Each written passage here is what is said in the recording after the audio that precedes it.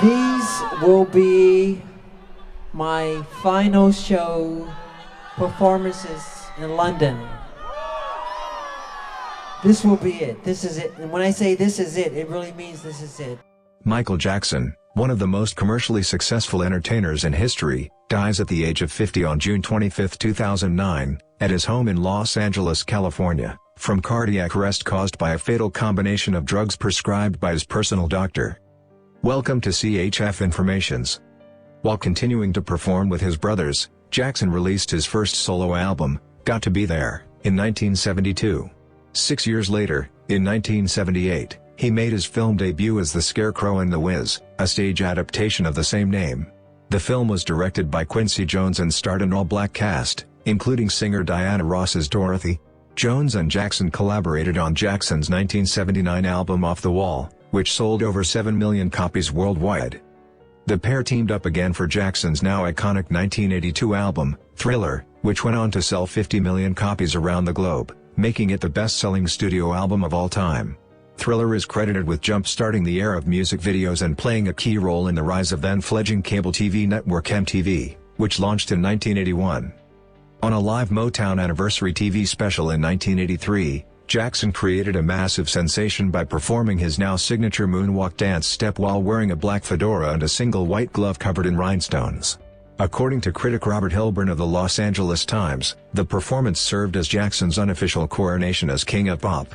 Within months, he had altered the way people heard and saw pop music, unleashing an influence comparable to Elvis Presley and the Beatles. Jackson's next solo album, Bad, was released in 1987. It sold 8 million copies and featured a music video directed by Martin Scorsese. However, by this point, Jackson had paid a high price for his enormous success. He became so accustomed to bodyguards and assistants that he once admitted that he trembled if he had to open his own front door, according to the Los Angeles Times. Jackson's life had become near constant tabloid fodder by the 1990s. He was accused of molesting a 13-year-old boy who was a sleepover guest at his house in 1993. The criminal investigation was dropped after Jackson denied the allegations. However, the singer later settled a civil lawsuit with the boy's family for a reported $20 million. Jackson was accused of molesting another boy in 2003. He was acquitted of all charges after a highly publicized trial in 2005.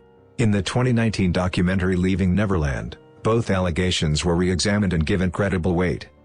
During this time, Jackson was also subjected to intense media scrutiny for his dramatically altered physical appearance, which included an ever lighter complexion, which he blamed on a skin condition, and multiple plastic surgeries. Although Jackson remained mostly silent on the subject, media sources claim that Jackson developed an obsession with cosmetic surgery in part as a result of an accident he suffered while filming a Pepsi commercial in January 1984. During filming, a pyrotechnics mishap set the singer's hair on fire, requiring reconstructive surgery on his head and face. Jackson reportedly developed an addiction to prescription painkillers following the surgery.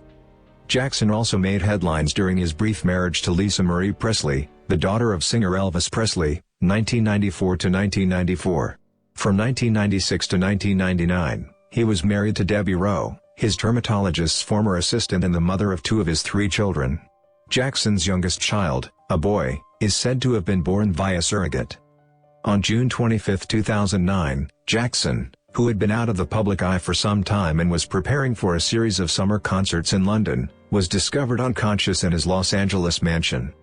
After lethal levels of the powerful sedative propofol, as well as other drugs, were found in his system, the Los Angeles coroner's officer ruled the pop star's death a homicide.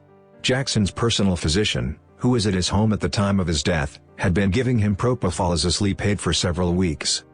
More than 20,000 fans attended a public memorial for Jackson at the Staples Center in Los Angeles on July 7, 2009. Over 30 million people tuned in to watch the event on cable television, and millions more watched it online. That's all we have for now. Please subscribe to our channel for more interesting videos. Thanks for watching.